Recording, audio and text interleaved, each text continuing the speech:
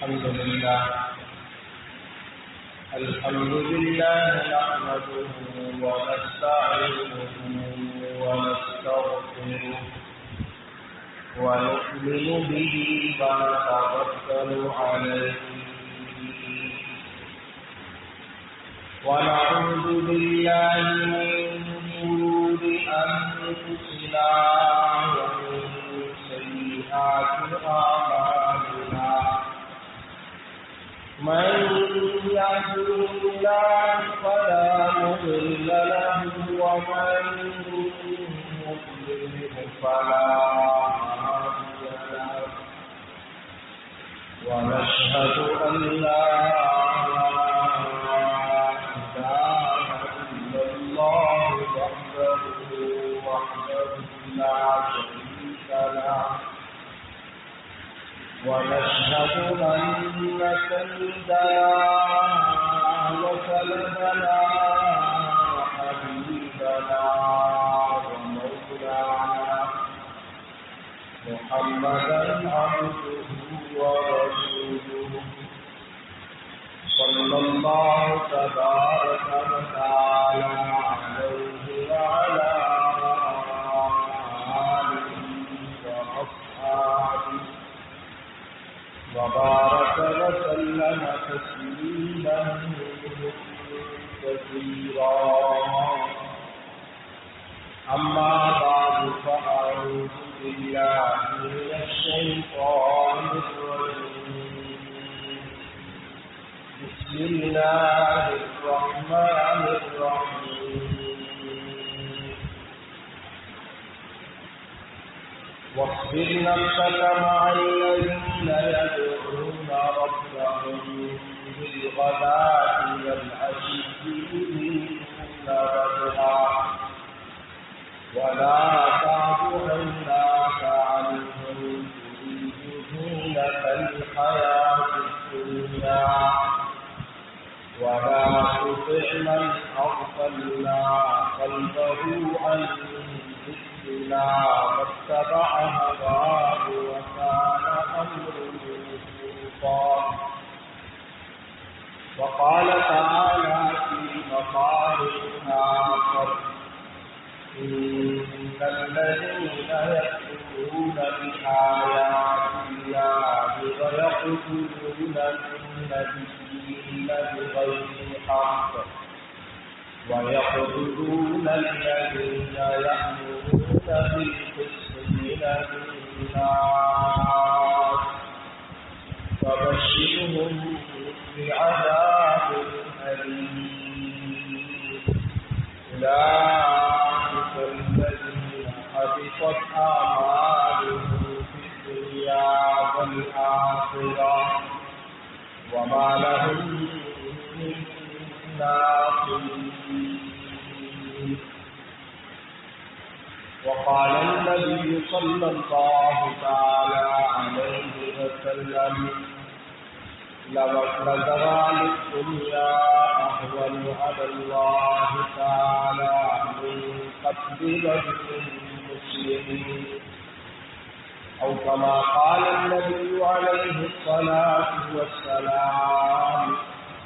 صدق الله مولانا العظيم وبلغنا رسوله النبي الكريم الأمين ونحن على ذلك من الشاهدين والشاكرين والحمد لله رب العالمين.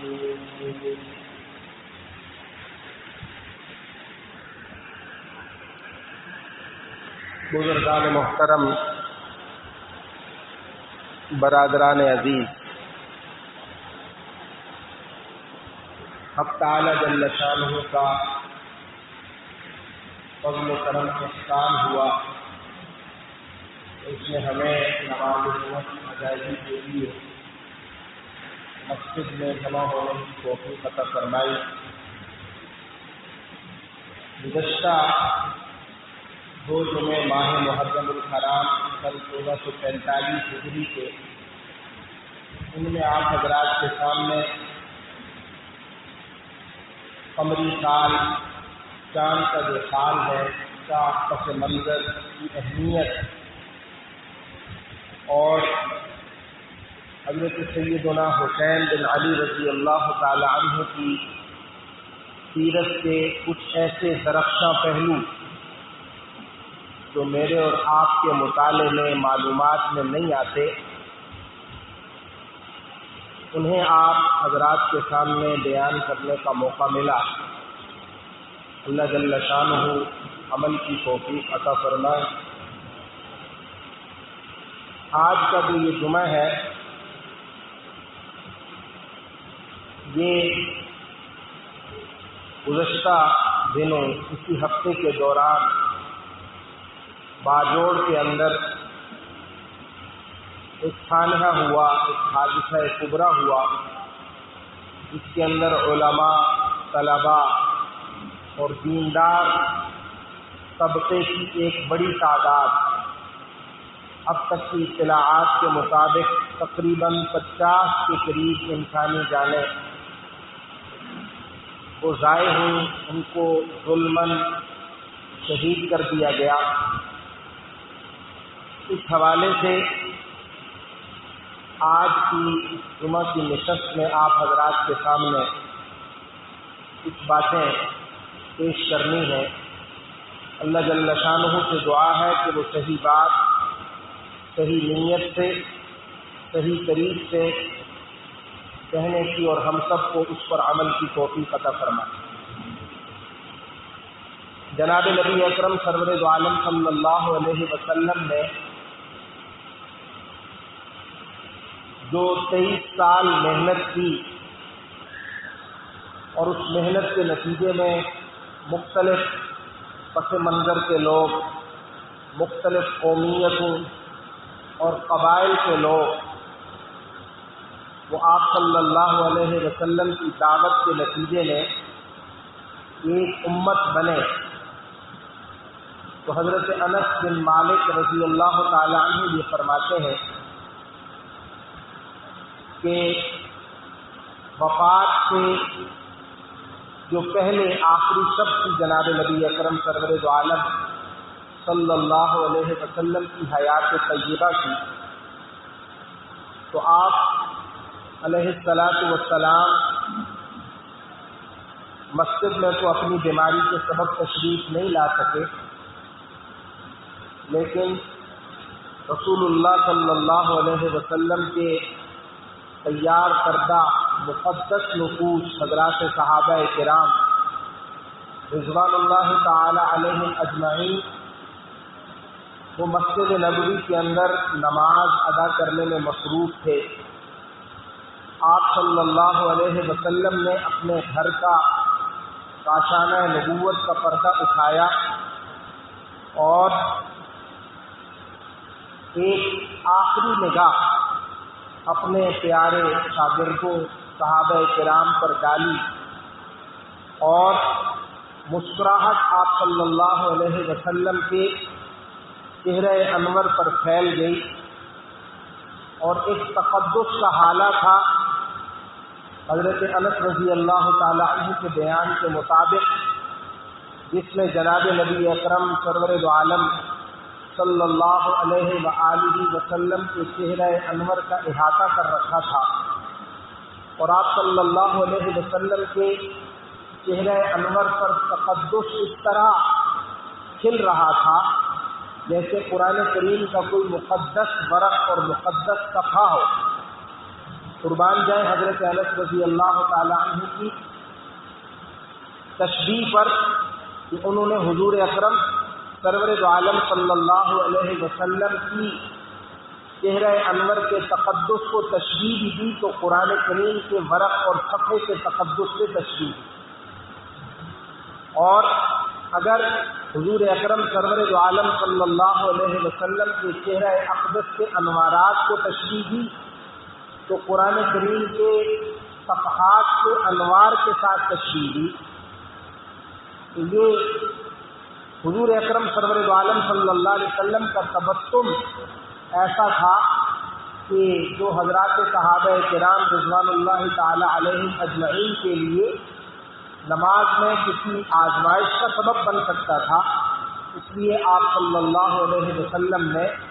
کاشانہ نبوت کا پردہ گرا دیا اور ایک آخری نگاہ، اپنا آخری دیدار حضرات صحابہ کرام رضوان اللہ تعالی علیہ اجمعین کو مرحمت فرمایا۔ یہ جو تبسم تھا یہ مختلف قومیتوں، قبیلوں، رنگ و نسل اور طبقات جو زندگی کے اندر، معاشرے کے اندر مختلف ہوتے ہیں، ان طبقات کو ایک اتحاد کے اندر، ایک نظم کے اندر، ایک ڈسپلن کے اندر، ایک امت کی شکل میں دیکھ کر آپ صلی اللہ علیہ وآلہ وسلم نے یہ تبسم اختیار کرایا اور آپ صلی اللہ علیہ وسلم کو اپنے بعد اپنی امت کے بارے میں جن سانحات کا، جن چیزوں کا اندیشہ تھا، وہ ان کے اندر کرے فہرست آپ صلی اللہ علیہ وسلم کو اپنی امت کا اختلاف اور افتراق، تفرقہ بازی، فرقہ بندی، علاقائی سطح پر، لسانی سطح پر یہ تقسیم، یہ آپ صلی اللہ علیہ وسلم کو اس اندیشے نے ہمیشہ پریشان رکھا اور حضور اکرم سرور دو عالم صلی اللہ علیہ وسلم نے اللہ جل شانہ سے جو دعائیں مانگی، ان میں جو دعائیں قبول ہوئیں اور ان میں سے ایک دعا جو قبول نہیں ہوئی وہ امت ہی کا یہ اختلاف تھا، اور امت کے اس اختلاف اور انتشار کے حوالے سے آپ صلی اللہ علیہ وسلم کو بڑی پریشانی رہتی تھی۔ تو جب تک یہ امت ایک رہی، الحمدللہ فتح و نصرت ان کے ہم رکاب رہی اور دنیا کے اندر ان کی عظمت اور رفعت کو تسلیم کیا جاتا رہا، لیکن جب یہ امت اختلاف میں بٹی اور اس کا آغاز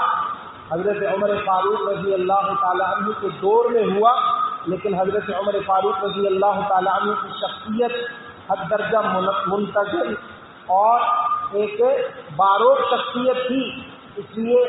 فتنوں کو بہرحال سر اٹھانے کا موقع نہیں ملا، اور حضرت سیدنا عثمان بن عفان رضی اللہ تعالیٰ عنہ کے دور میں ان فتنوں کو سر اٹھانے کا موقع ملا، اور پھر وہ وقت ہے اور آج کا یہ دن ہے کہ امت کو پھر اتفاق نصیب نہیں ہوا اور اختلاف اتنا بڑا، اور حضرت عثمان بن عفان رضی اللہ تعالی عنہ نے اپنی اسیری کے زمانے میں، اپنے حبس کے زمانے میں، جب ان کو اپنے گھر کے اندر محبوس کر دیا گیا تھا اور مسجد نبوی تک ان کو باجماعت نماز کی ادائیگی کے لیے آنے کی اجازت نہیں دیتے تھے محاصرین، تو انہوں نے یہ فرمایا تھا کہ اگر آج تم مجھے شہید کر دو گے، مجھے مسجد نبوی نہیں آنے دو گے، تو پھر کبھی ایک امام کی اقتداء میں تم نماز نہیں پڑھ سکو گے۔ تو یہ بات دنیا نے دیکھی، تاریخ میں یہ بات سچ ثابت کر کے دکھائی کہ امت کا یہ اختلاف اور انتشار امت کے عروج و زوال سے واقف لوگوں کی منظم منصوبہ بندی کے تحت ایسا بکھرا کہ اب یہ شیرازہ ہزارہا کوششوں کے باوجود دوبارہ مجتمع ہونے میں، سمٹنے میں نہیں آ رہا۔ اور کیا کہ بھائی ہمارے جو مخالف ہیں، جن کو رسول اللہ صلی اللہ علیہ وسلم کی نبوت سے، آپ کی دعوت سے پرخاش کی، وہ کون تھے؟ وہ دو ہی طبقات تھے، یہود و نصارہ، قرآن کریم کے بیان کے مطابق، جن کے متعلق قرآن کریم نے کہا لن ترضى عنك اليهود ولا النصارى حتى تتبع ملتهم۔ اے محبوب، یہ یہود و نصارہ آپ سے ہرگز راضی نہیں ہوں گے یہاں تک کہ آپ ان کی ملت، ان کے دین کی پیروی کرنے لگیں، ان کی بات مان کر آپ یہودی یا عیسائی نہیں ہو جاتے، اس وقت تک ان کے دلوں کو چین نہیں آئے گا۔ اور ان کا یہ طرز قرآن کریم نے بیان کیا کہ جب بھی ان کے پاس کوئی رسول آتا تھا، کلما جاءہم رسول بما لا تہوی انفسہم استکبرتم، تو یہ لوگ پھر ناک منہ چڑھانا شروع کر دیتے تھے۔ جب کوئی رسول ان کی مرضی منشا کے خلاف تعلیمات، ہدایات دے کر آتا تو استکبرتم، اپنی بڑائی جتلانے لگتے۔ وفریقا کذبتم وفریقا تقتلون، اور رسولوں کی ایک جماعت کو یہ جھٹلانے میں پیش ہوتے اور ایک جماعت کو یہ قتل کرنے سے بھی گریز نہیں کرتے تھے۔ اور رسول اللہ صلی اللہ علیہ وسلم پر اللہ نے یہ بات نازل کی اپنے قرآن حکیم میں کہ ان الذین یکفرون بآیات اللہ، کہ بے شک وہ لوگ جو اللہ کی آیات کا انکار کرتے ہیں، ویقتلون النبیین، اور نبیوں کو قتل کرتے ہیں، ویقتلون الذین یأمرون بالقسط من الناس، یہ الفاظ غور کرنے کے قابل ہے، اور ان لوگوں کو قتل کرتے ہیں جو لوگوں کو انصاف پر آنے کا حکم دیتے ہیں۔ مراد ہے علماء اور علماء ربانیین، اللہ والے علماء جو لوگوں کو حق و سچ کے ساتھ کھڑے ہونے، حق و سچ کا کہ جو ہے وہ معاون اور مددگار بننے کا حکم دیتے ہیں، ان لوگوں کو یہ لوگ قتل کرتے ہیں۔ فرمایا فبشرہم بعذاب علیم، ان کو دردناک عذاب کی خبر دے دیجیے۔ اولئک الذین حبطت اعمالہم فی الدنیا والآخرہ، ان لوگوں کے اعمال ضائع ہو گئے دنیا اور آخرت میں۔ وما لہم من ناصرین، آخرت میں اللہ کے عذاب سے بچانے والا ان کو کوئی مددگار دستیاب نہیں ہوگا۔ تو انبیاء کا قتل، علماء اور صلحاء کا قتل، دیندار لوگوں کا قتل، یہ یہود کی سرشت ہے، یہود کا وتیرہ ہے۔ اور رسول اللہ صلی اللہ علیہ وآلہ وسلم نے یہ فرمایا لَيَأْتِيَنَّ عَلَىٰ أُمَّتِي مَا أَتَىٰ عَلَىٰ بَنِي إِسْرَائِيلَ حَجْوَ النَّعْلِ بِالنَّعْلِ، کہ میری امت پر ضرور ایسا وقت آئے گا جو وقت بنی اسرائیل پر آیا، اس طرح بالکل بھی ایسے وہ وقت آئے گا جیسے ایک جوتا دوسرے جوتے کے برابر ہوتا ہے، دونوں جوتوں کے سائز میں اور شکل و شباہت میں جیسے کوئی فرق نہیں ہوتا، ایسے ہی تم جو ہے وہ ضرور بالضرور انبیاء بنی اسرائیل کا قتل ہو یا صلحاء اور متدین لوگوں کا قتل ہو، علماء کا قتل ہو، اس قتل کے حوالے سے بھی تم ان کے نقش قدم پر چلو گے۔ اب نبوت کا سلسلہ تو جناب نبی اکرم سرور عالم صلی اللہ علیہ وسلم کے ختم نبوت کی وجہ سے نہیں، ہم اس کا ایمان رکھتے ہیں کہ وہ نبی اب کوئی جو ہے وہ نہیں بنایا جائے گا، کوئی آدمی نبوت کے مقام پر فائز نہیں ہوگا، لیکن نیابت نبوت کی زندگی کی جو نسبت ہے وہ جہاں پوری امت مسلمہ کو حاصل ہے، اور اس کے لیے امت کا امت ہونا ضروری ہے، علاقائی، لسانی، وطنی اور قومیتوں کے جو تعصبات ہیں ان سے ان کا بالاتر ہونا ضروری ہے، وہیں پر جو علماء ہیں وہ نائبین رسول ہیں۔ اور ہمیں یہ بات جناب نبی اکرم سرور عالم صلی اللہ علیہ وسلم کے طفیل قرآن کریم میں ہم ہر روز سورہ فاتحہ جو ہم نماز کے اندر تلاوت کرتے ہیں، اس میں ہم اللہ جل شانہ کی یہ دعا کرتے ہیں اہدنا الصراط المستقیم، کہ اللہ ہمیں صراط مستقیم کی ہدایت عطا فرما، صراط الذین انعمت علیہم، ان لوگوں کے راستے کی ہدایت جن پر آپ کا انعام ہوا۔ اور انعام کن پر ہوا؟ قرآن کریم نے دوسری جگہ بتلایا اولئک الذین انعم اللہ علیہم من النبیین والصدیقین والشہداء والصالحین، یہی وہ لوگ ہیں جن پر اللہ کا انعام ہوا، چاہے ان کا طبقہ انبیاء سے تعلق ہو، چاہے ان کا طبقہ صدیقین سے تعلق ہو، چاہے طبقہ شہداء سے تعلق ہو، چاہے طبقہ صلحاء سے تعلق ہو۔ یہ چار طبقات ہی وہ ہیں جن پر اللہ کا انعام ہے، تو شہداء بھی اور صلحاء بھی جو منعم علیہم ہیں، ان پر اللہ کی طرف سے انعام ہوتا ہے۔ ہمیں ان لوگوں کے راستے پر چلنے کی، دعا مانگنے کا حکم دیا گیا ہے کہ ان کے راستے پر چلنے کی دعا جو ہے وہ اللہ سے مانگو، تو اللہ ان انعام یافتہ لوگوں کے راستے پر چلنا ہمیں سکھلا۔ یہ لوگ ہمارے درمیان موجود ہوں گے، ان کا اسوہ، ان کا عمل، ان کا قول، ان کی ہدایت، ان کی واضح نصیحت ہمارے درمیان ہوگی تو تب ان لوگوں کو ہم اپنا ماڈل اور اپنے لیے رہنما بنا سکیں گے۔ جو ہمارے دشمن ہیں، جو ہمارے قومی ملی وجود سے جو لوگ خائف ہیں، جو اسلام کی عظمت حقانیت سے جو لوگ خائف ہیں، وہ عنوانات بدل کر، انداز بدل کر امت کو علماء صلحاء سے کاٹنے کی محنت میں جب دیکھتے ہیں کہ ہم ناکام ہو رہے ہیں، ہم جو ہے وہ علماء سے عوام کو بدزن کرنے میں، باوجود علماء کی دور نبوت سے دوری اور کردار اور عمل کے اعتبار سے بعض حوالوں سے کمزوری کے، پھر بھی ہم اس مسلم معاشرے سے علماء صلحاء کی محبت کو نکالنے میں کامیاب نہیں ہو رہے، تو سب وہ اپنے غصے کی جو اور حسد کی جو آگ ہے اس میں جل بھن کر جب وہ انتہائی قدم اٹھاتے ہیں تو وہ انتہائی قدم ان علماء صلحاء اور متدین لوگوں کا قتل عام ہوتا ہے۔ اور اسی کا یہ نتیجہ ہے جو گزشتہ دنوں میں میں نے اور آپ نے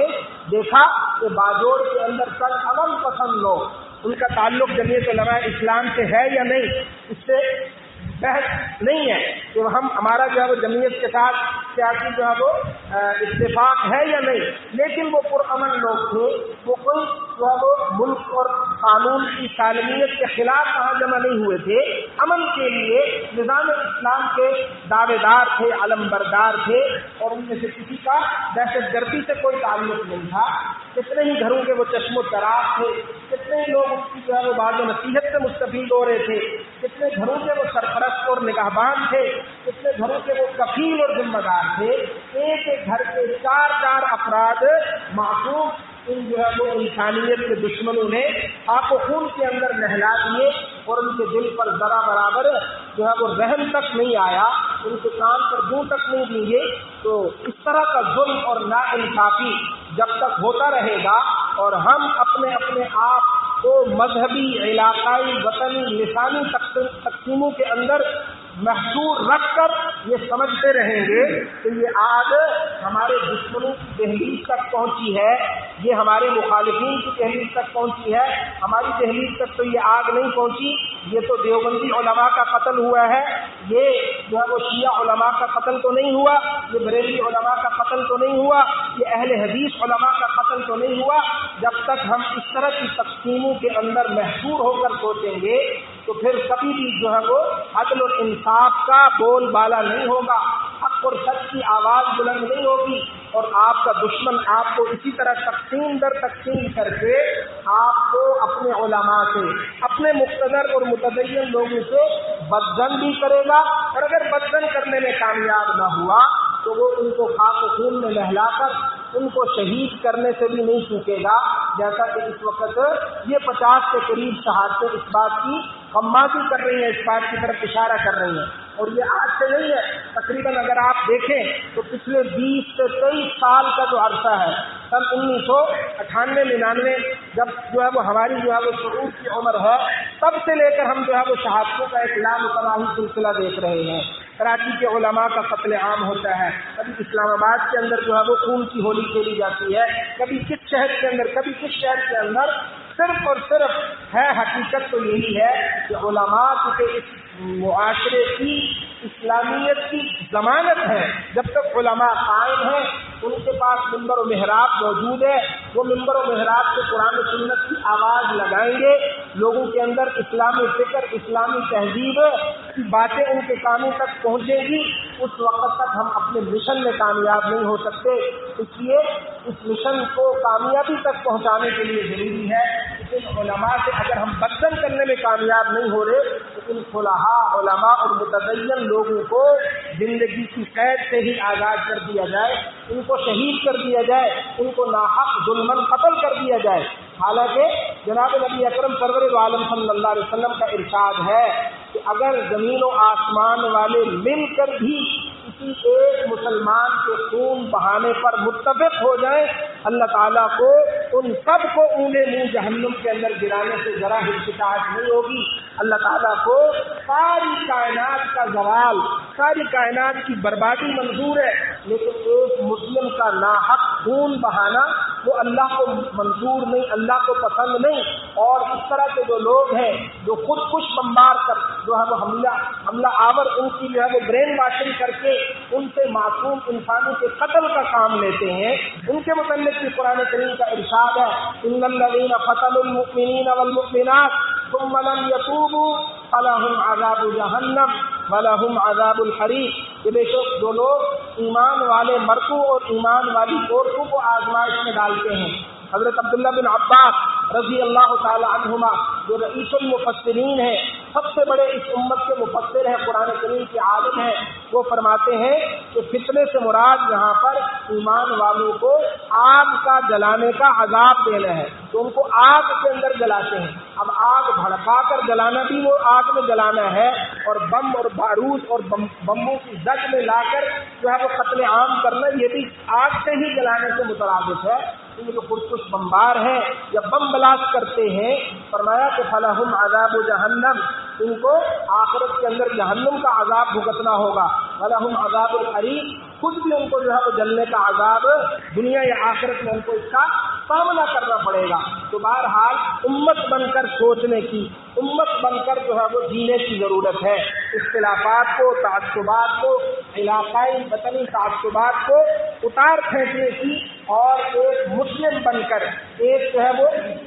ایک امت بن کر سوچنے اور اس ظلم اور ناانصافی کے خلاف اپنے اپنے حلقہ اثر میں، اپنے اپنے دائرہ کار میں جو ہے وہ آواز بلند کرنے کی ضرورت ہے۔ حضرت سیدنا حسین بن علی رضی اللہ تعالی عنہ کا جو اصل ہے موقف، وہ تو سیاسی موقف تھا کہ انہوں نے سیاسی حوالے سے جناب نبی اکرم سرور دو عالم صلی اللہ علیہ وسلم کی اور خلفائے راشدین کی سنت کو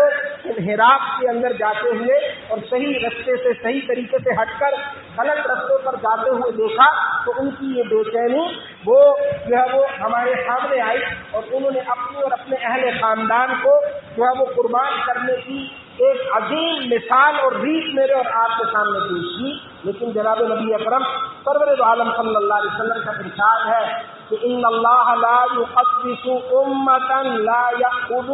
الضعیف فیها حقه غیر متعتع،